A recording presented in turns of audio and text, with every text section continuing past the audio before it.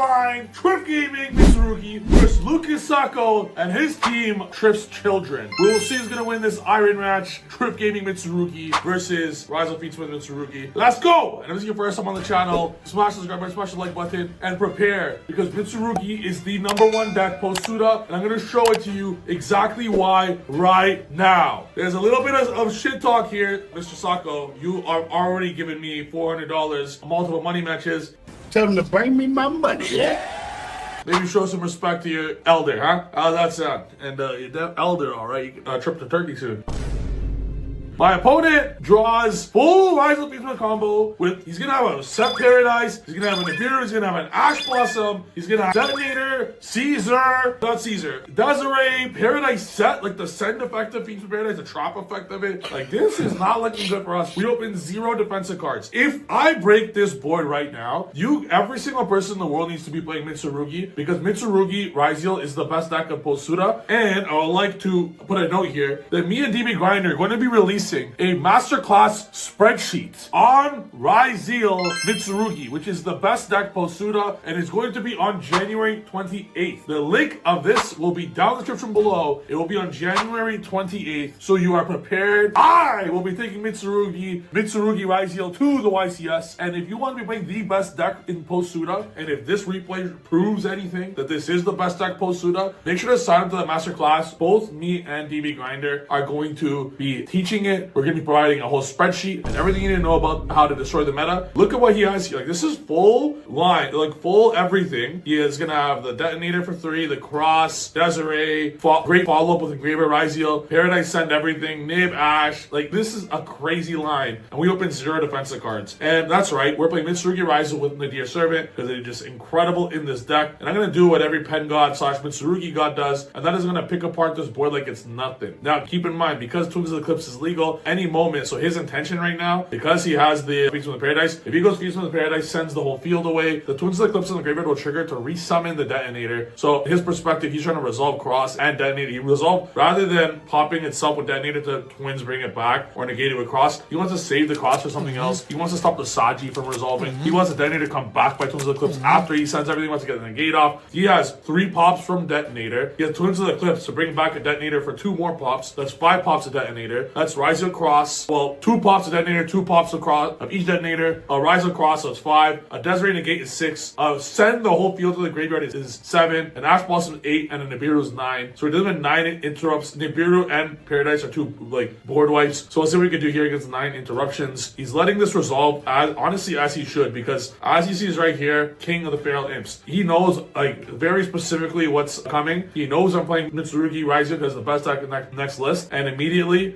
this is a great line for him to stop the Feral Imps no matter what. So what he opts to do, he's like, should he do it? What he does instead is he negates it with Cross. Feral Imps just got stopped with Cross. My Node Ryzeal's on the field now, and Feats from the Paradise could just wipe the board freely. Decides to wipe the entire board. I'm like, oh my god, bro, because he does not want me to make Detonator. If I make Detonator, I'll be able to get rid of some stuff on top of that, and just like that, is able to resolve that, and the Desiree Shuffle will still be live because of Nibiru. So he's gonna have the Detonator comes back, all this, the Desiree Shuffle, the Nibiru, the Ash. I only wasted 2 cards in my hand. Well, I used 3 cards in my hand, but this just replenishes itself. Mitsurugi Ryzeal best deck. Now that the Ryzeal stuff's gone out of the way, I go Nadir Servant. Of course, use Ash Blossom for the Nadir Servant, and now I'm still gonna win the game. I'm not even pressed whatsoever. We're gonna go Prayers here to get rid of the Ritual Spell. Look at how broken this is. Like, I should be in no ways whatsoever being in this game right now. But my last 2 cards is Ritual Monster. This card is a literal custom card, and it's the reason I'm playing this deck. This might go ahead and be best Yu-Gi-Oh card in the game right now. I'm gonna make a whole video on why Ama no Murakamo Mitsurugi is the #1 card in Yu-Gi-Oh post-Suda. This card's that good, and what this card is gonna make me $10,000, and it's gonna literally it's gonna make me $10,000, because when you guys see me win the YCS, I'm probably gonna buy out every single Murakamo in the game. I'm gonna buy this card out. This card will skyrocket in price. If I was you guys, I would buy every Murakamo you could possibly find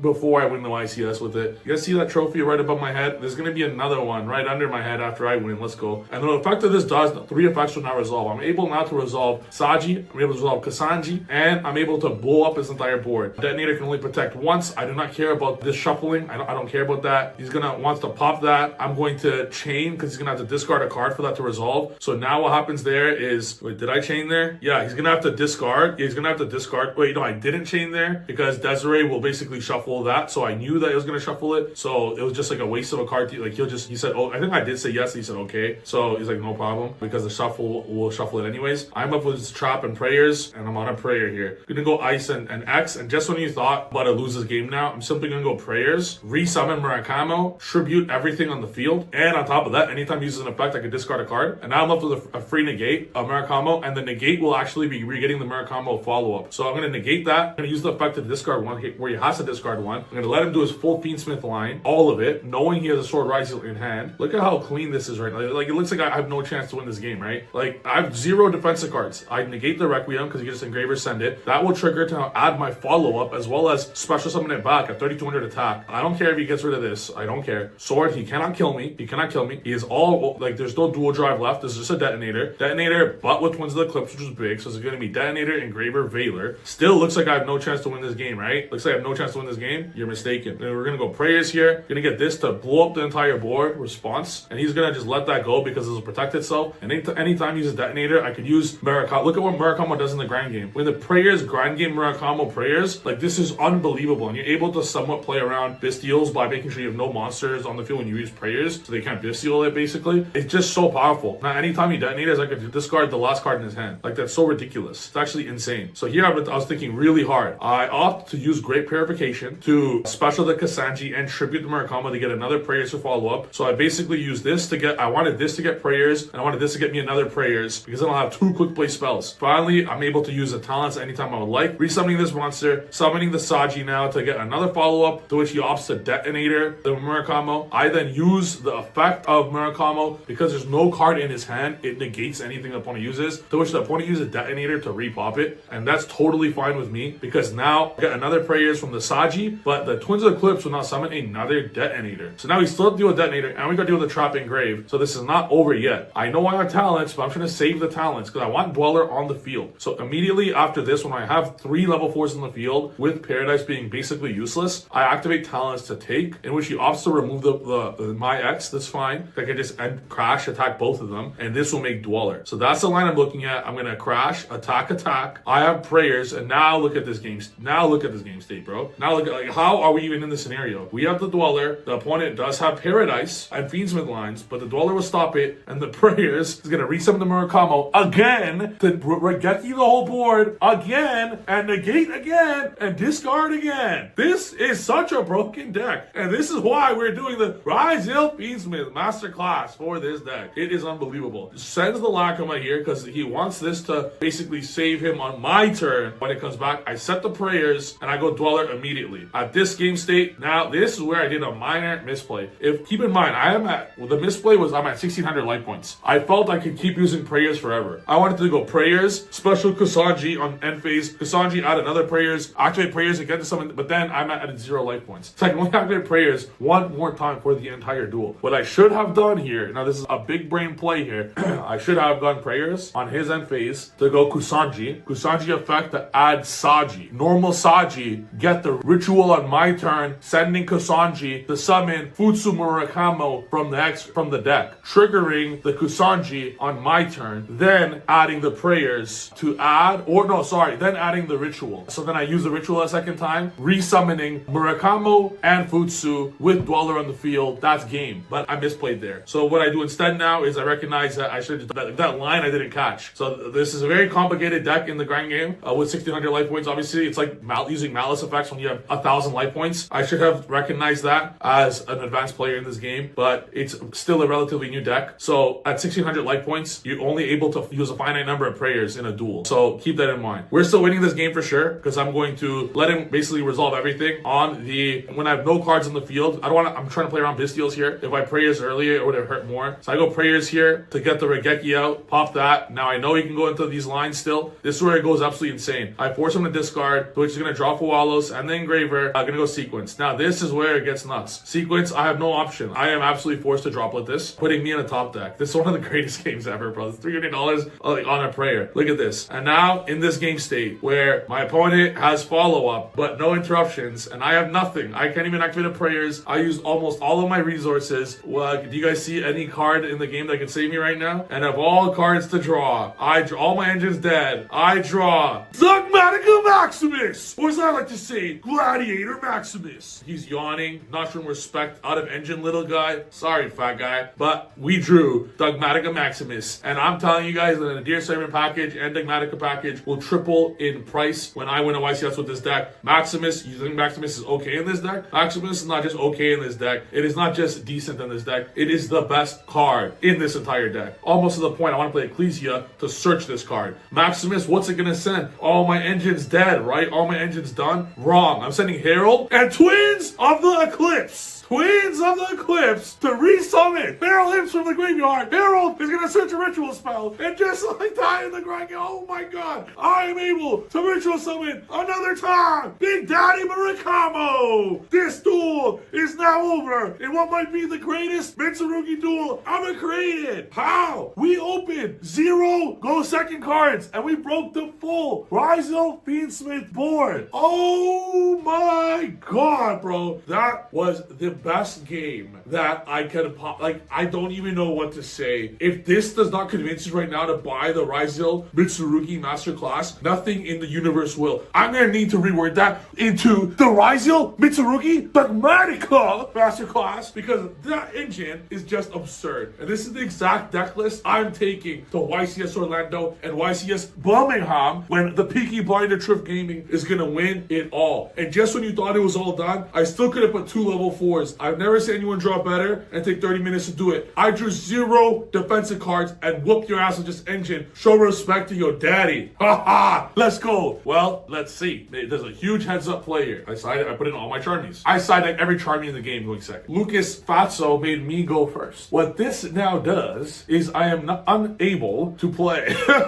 There's no line. We cannot hand trap. We cannot like pass. There's no way we pass because he knows I'm not playing real hand traps, just Charmies. His teammate he's playing with also knows my deck quite well. So I opt for Dugaris. What's Dugaris get me? Balance thrust, not bad. The thing is, I built this to go second because I'm assuming going second. So great call on him. This thrust does nothing. I don't even have a trap in my deck. So all that thrust is getting me would be follow-up. So I wait for him to activate a hand trap so I could use my talents. This is gonna get Saji. Saji is the card you should be hand trapping. I go Saji here. It's an Ash. Immediately I'm gonna talents look at hand, but my hand still sucks. Was debating just drawing 2, but like drawing 2 would have been amazing if I drew Nadir or prayers or the spell. Maybe I had to draw 2 here because this is not enough. Like the Feral Imp searches is irrelevant when you need a ritual spell. So the game plan here, knowing his hand, is the Dweller is gonna stop the Fiendsmith line. Right, all we gotta deal with then is just the sword, so the Rizal package. And if Sacco was a good player, which he is a good player, Sacco is a great player. In fact, he should be siding out Rizal Cross. So because he's going second purposely, if I was him, I would remove Rizal Cross and Beats from the Paradise, seeing as how it wouldn't be that trophy above my head. Not keeping Cross or Paradise in going second. They suck balls. You don't want to draw them going second. So I assume he's off Cross. So all I have to deal with then is a detonator. And we have Saji, Thrust, and anything we draw against 1 detonator. Turns out we were mistaken. He does play Cross going second, which sucks, by the way. Don't do it. Don't do it, boys. And he's going to be able to set up dual drive detonator with the Cross. And I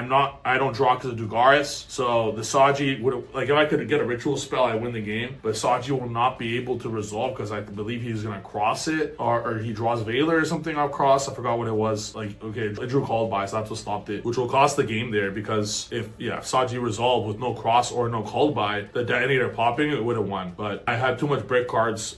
Genius idea from Sacco, though, by the way, to make me go first, because I'm predominantly known in all money matches and in general. I side out every single trap style deck going second card. I'm just trying to see all hand traps or engine, nothing else. That's all. Anyways, this hand's absolutely busted as per usual. So we are gonna get hit with the Fuwalos here. So I'm gonna show you guys the best line here versus Fuwalos Imperm, and the Fuwalos resolves. As you see in my hand, there's nothing I can do to stop a Fuwalos. And this is right here is like an incredible line. I go Dweller first, okay? Because obviously after Nadir you can't really summon. I get a free draw of Garura. Then my Dogmatica Maximus Gladiator is going to summon. Now at this point I could have Maximus effect, say response, and then Dweller Imperm, but sorry, chain Dweller to the Maximus. However, he would just use Imperm on the Maximus anyways, or he would use Imperm on the Dweller. I'd rather just know if it was resolving or not immediately, so I just Dweller first anyways. Maximus gets hit with that, and I'm cool with that, because that means Saji gets to resolve. I'm going to show you guys a pretty heads-up play here. Next line we're going to do is Prayers is going to send the Futsu from our hand as cost to add and special, in which that's going to add us that I do not need to special. I just needed to tribute Futsu because I needed to add a card. I don't want the Futsu. I want the ritual summon, the Murakamo. I want to ritual this from my hand because I do not want him to draw. So as you see, I'm playing around the Mocharmi very well here. I'm sending those two cards to the graveyard, summoning the Murakamo, triggering the Kasanji to re-get me the Prayers. That way, Prayers, when it's in rotation, is just incredibly good. You can Regeki anytime you like, and it's almost vital to end your board if possible on Prayers and Purification. This is even more important than ending on Futsu. I don't like Futsu as a card. Literally, I might cut Futsu from the deck. Probably not though, because it helps you play around Nib better. So at this point, when it gets dusted, we need to negate that because this will allow us to Regeki when we want to, and that's quite vital. In this scenario, we still need to trigger this because it gets a free follow-up, and we see the amount of cards in my hand, and my follow-up on the next turn is absurd. So all we gotta do basically is just not die. Dweller makes sure there's no Fiendsmith lines. So now all I do is just stop the actual Ryza lines, which is pretty easy when you have a Regeki anytime you want. So we're gonna use Murakamo here to just get a free discard for nothing, forcing him to discard the track. And it's in this specific game state where this deck becomes utterly unbeatable. He drew all the hand traps you could want. Fualos, I didn't have an ash for the Fualos. I made him only draw one card for Dweller. That's it. Dweller stops Fiendsmith entirely. You just play on Ryziel. So immediately after he adds Sword, his Sword in hand now, immediately I'm going to Regeki 2 level 4s. Always Regeki the 2 level 4s. I'm then going to be able to add crazy follow-up here.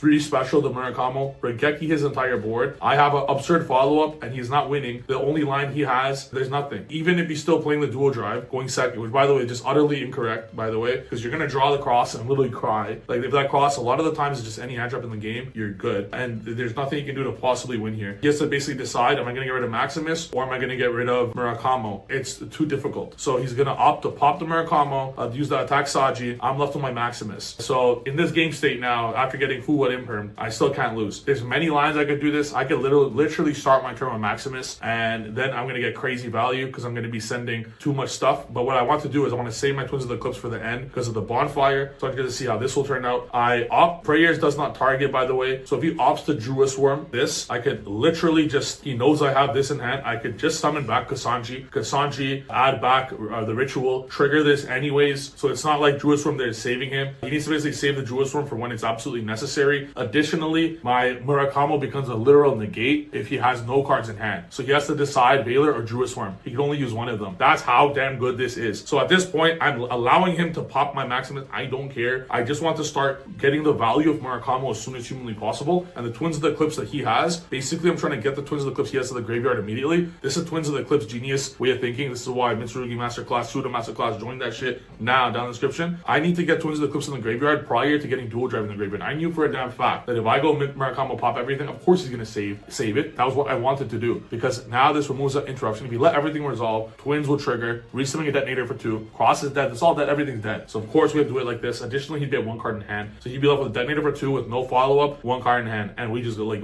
obliterate him. I can enter battle anytime I want, don't care yet. On the effect of ice. No cam the rest of the way. And he's going to... Webcam alert, my camera just died. So we're going to end off this video strong, baby. On the cam. No thing can stop us. Goes detonator to pop the Murakamo knowing I just entered battle phase to attack it. I don't care. That's very specifically what I wanted him to do because I'm going to go hard right now. Huh? On top of that, he's forced to basically, he didn't discard yet, right? So he Veilers the Ice Ryziel. I use Murakamo anyways, forcing him to discard the last card. He's left with absolutely 0 interruptions, and I literally have Bonfire. I cooked him so, and I have the Trap Engraved, which I don't even use earlier, knowing I'm just gonna pop the Dweller, trigger Kasanji to add a card from graveyard, add a Ritual, summon my Ritual from hand again anyways, Ritual, send the 2 of them, respecial the 2 of those. This is game in 1,500. Resummon get the Saji to add the Prayers, go into Dual Drive for no reason, just free attack. back. Then I'm gonna go X Ryza, send one to the Eclipse, re-summon back my Dweller so I could Dweller again for fun. Detonator just to kill everything with dual drag giving the attack boost and everything. Attack, attack, attack, attack. And then I'm gonna just show Solemn Prayers, Dweller on his turn with Musango popping everything, discarding, and a Regeki. Oh my god! That's the best deck in the world. Let's go. That's the video. I hope you guys like it. Coming back, baby. And as you guys can tell, Mitsurugi is the best deck. I also beat his teammate Julian, but that wasn't a match really worth watching. Just, thank God things. Respect to Julian and SACCO. They're both my boys. We just duel for bants, had some fun money matches here and there, but they're my dogs. Pleasure dueling them as per usual. And for everyone who wants to learn more about Mitsurugi, I'm taking this to YCS Orlando. I'm not the only one that is taking this to YCS Orlando. My testing group is taking this. Some of the best players in the entire world is taking it to YCS Orlando, and it's a deck that you absolutely need to know about. Even if you don't want to play it, you need to know how to play against it, because Murakama, when that card hits the board, it's Murak over. Yeah. And yeah, thanks for watching. Get the masterclass down below that me and DB Grinder will be co-hosting, and I'll see you guys there. Peace.